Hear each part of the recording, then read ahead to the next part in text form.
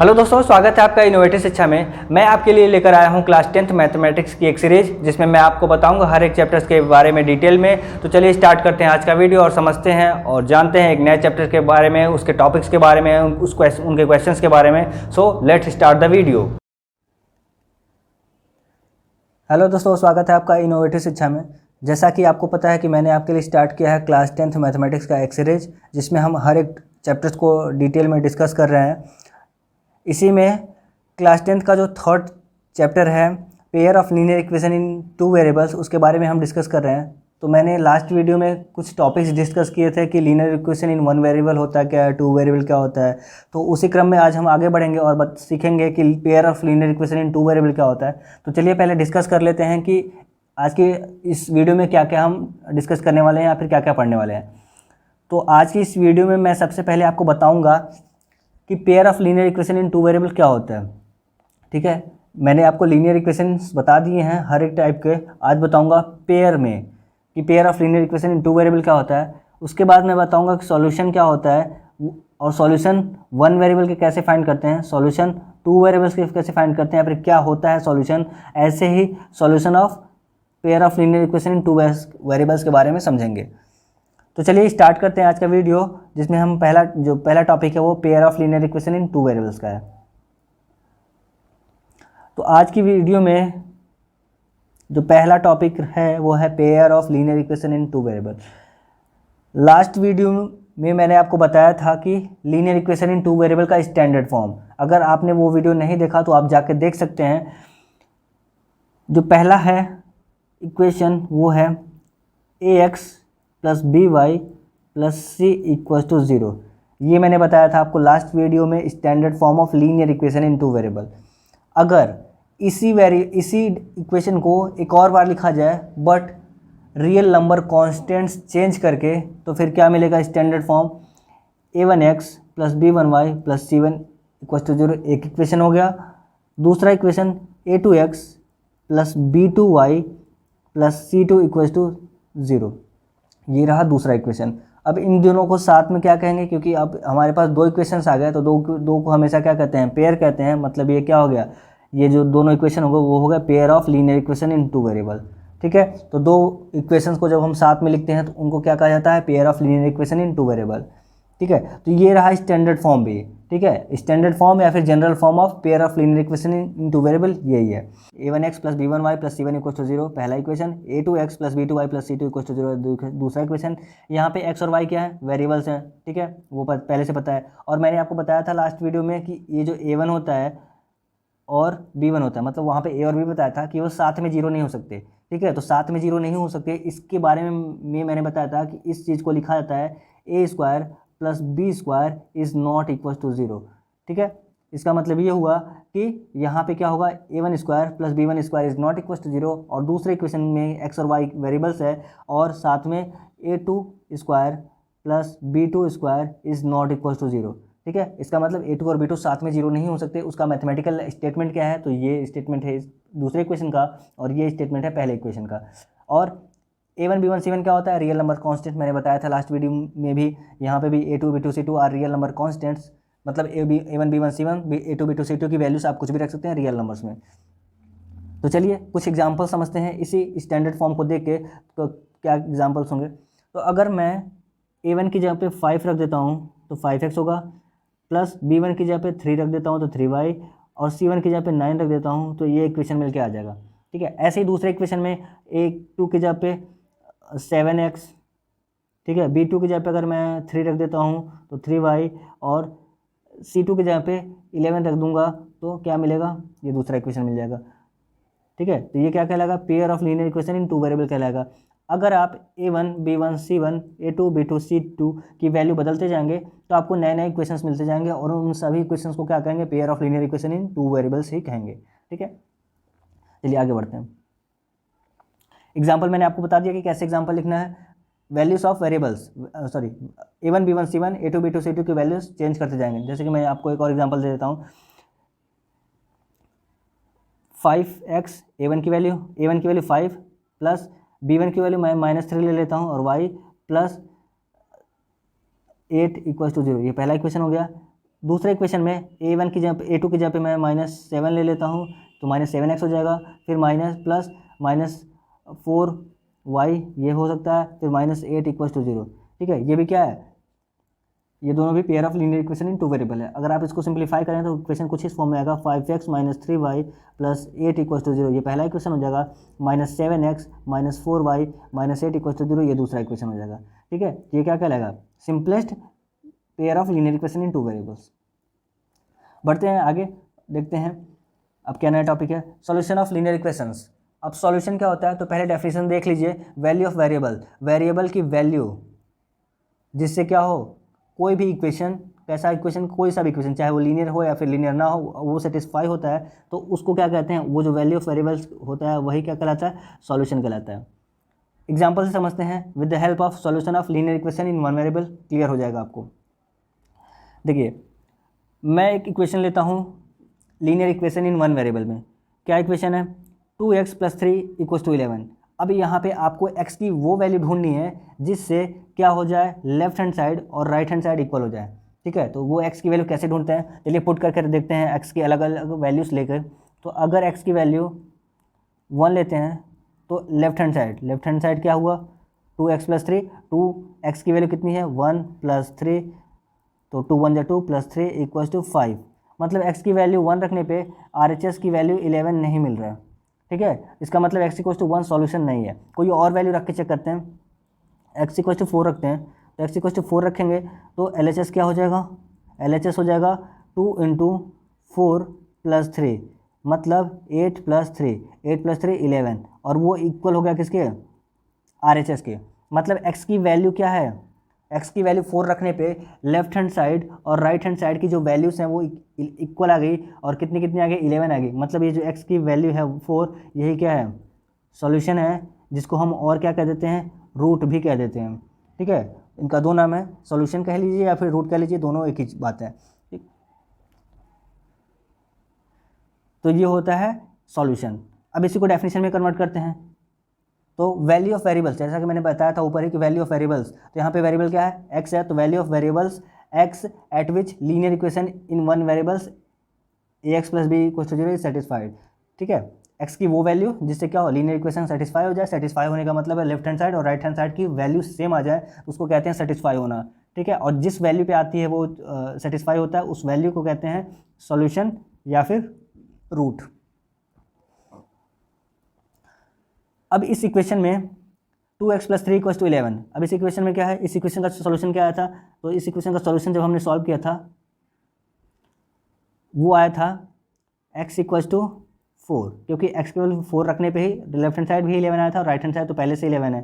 ठीक, x = 4 को हम कहाँ पे डिनोट कर सकते हैं, नंबर लाइन पे डिनोट कर सकते हैं। अब नंबर लाइन पे कैसे डिनोट करेंगे, एक लाइन जिस पे नंबर्स को डिनोट किया जाता है उसको नंबर लाइन कहा जाता है। तो मैं एक लाइन ड्रॉ पहले से कर चुका हूँ, यहाँ पे नंबर लिखता हूँ, तो ये रहा 0, ये 1, ये 2, ये 3, ये 4, ये 5। ठीक है, इधर -1, -2, -3, ऐसे तो नंबर लाइन पे नंबर्स को डिनोट किया जाता है। अब जो वैल्यू आई है x की वो क्या है, एक पॉइंट है, मतलब आप डिनोट कर सकते हैं कि वो कहाँ पॉइंट है, यहाँ पे है, तो यही क्या है, x = 4। ठीक, तो pair of linear equation in one variable को कहाँ पे डिनोट किया जाता है, तो नंबर लाइन पे डिनोट किया जाता है, और वहाँ पे क्या मिलता है, पॉइंट मिलता है। ठीक है, चलिए दूसरी बात, इस इक्वेशंस के और कितने सॉल्यूशंस हो सकते हैं, या फिर इस इक्वेशन का बस एक ही सॉल्यूशन होगा। तो linear equation in one variable का सिर्फ और सिर्फ एक सॉल्यूशन होता है, इसलिए उसको कहा जाता है कि यूनिक सॉल्यूशन।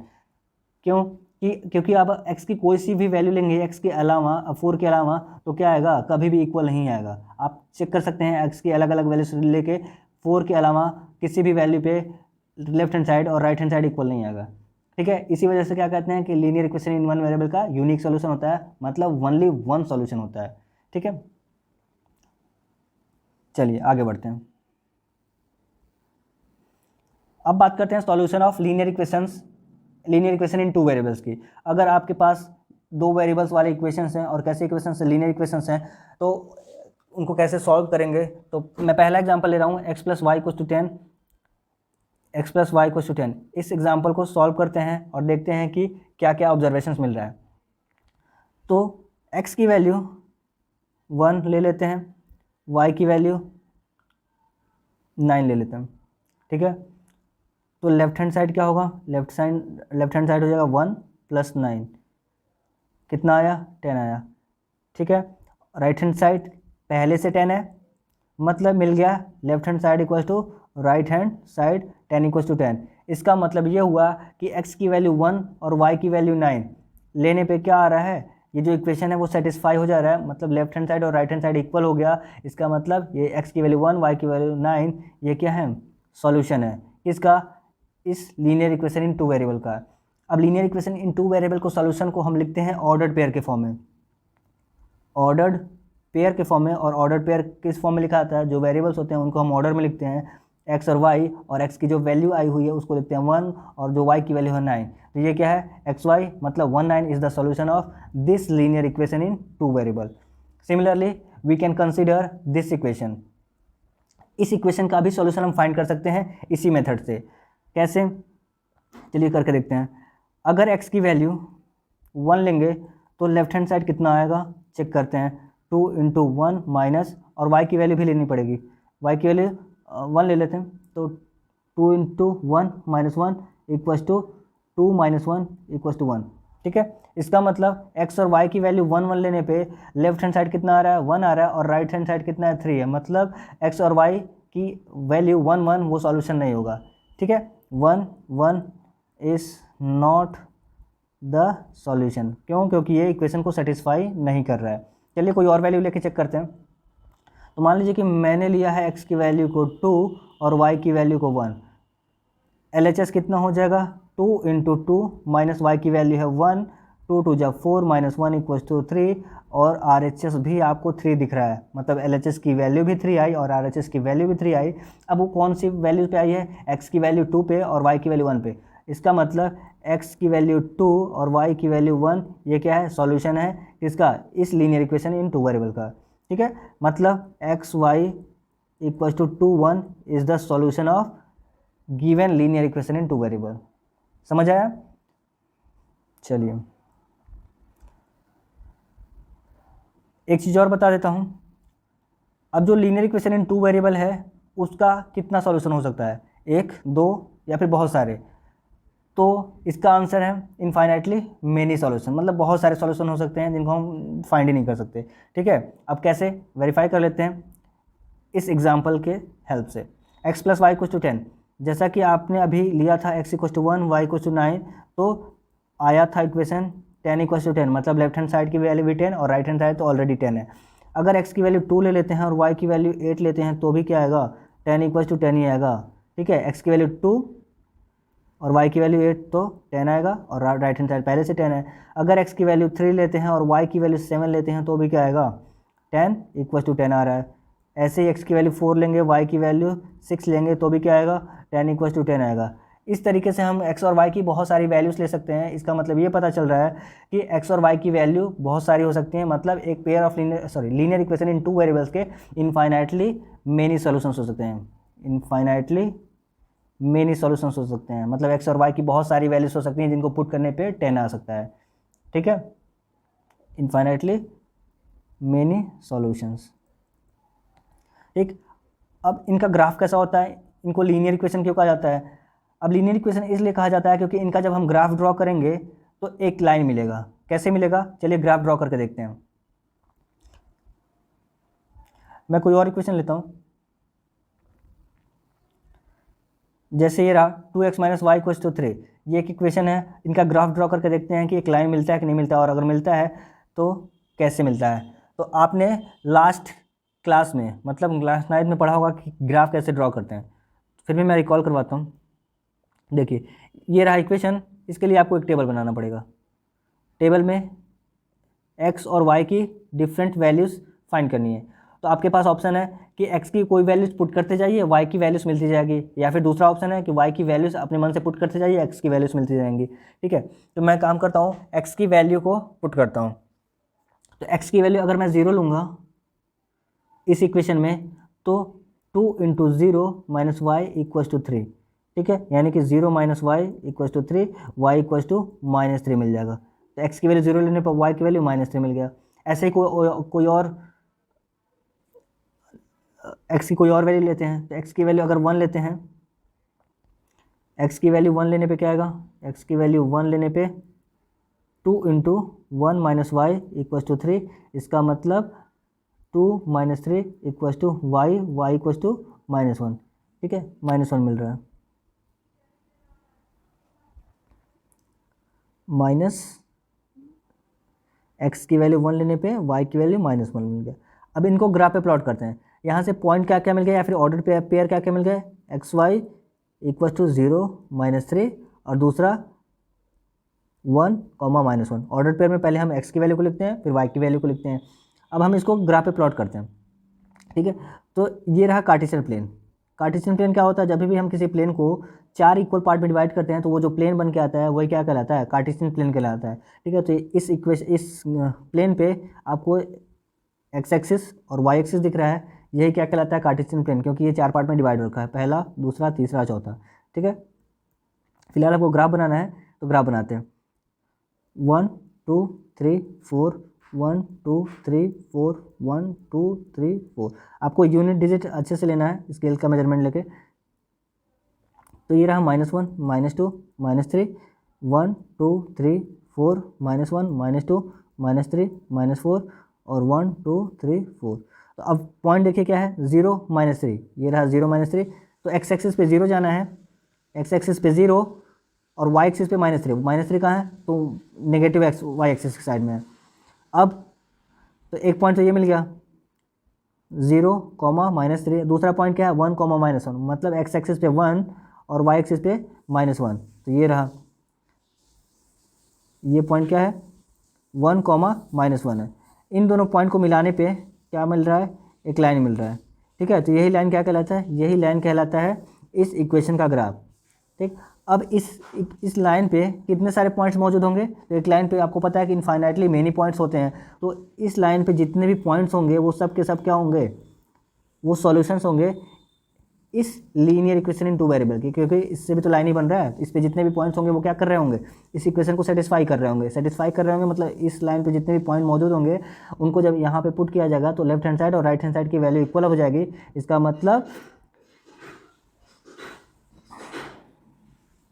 लीनियर इक्वेशन इन 2 वेरिएबल्स के इनफाइनाइटली मेनी सॉल्यूशंस होते हैं। तो चलिए आज की क्लास में इतना ही रहने देते हैं। नेक्स्ट वीडियो में हम सीखेंगे pair of linear equation in 2 variable के सॉल्यूशन कैसे फाइंड करते हैं, कौन कौन से मेथड्स होते हैं। Thank you so much.